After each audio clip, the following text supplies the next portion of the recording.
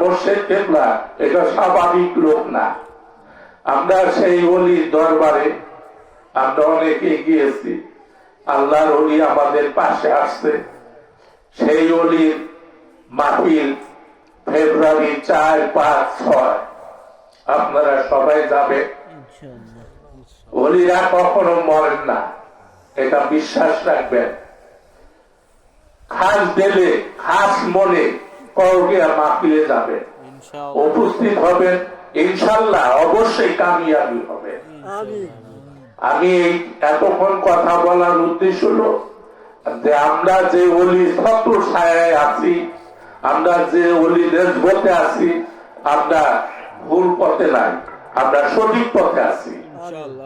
আপনার মোর্শেদ কেবলা মিলাদ কিয়াম দরুদ শরীফ বেশি বেশি পড়তেন, আপনারা ওইগুলা করবেন। যে যত বাধাই দেয়, আপনার ছোটবেলায় দেখেন নাই আপনার বাচ্চা ছাড়া মসজিদে মিলাদ কিয়াম করছে, বাতাসা দেয় নাই? মনে আছে? আমার কিন্তু মনে আছে, আমি বাতাসা খাইছি মিলাদ কিয়াম। তারা কি ভুল করছে? অবশ্যই করে নাই। তো আমরা ইনশাল্লাহ আমরা এই ভুল করবো না।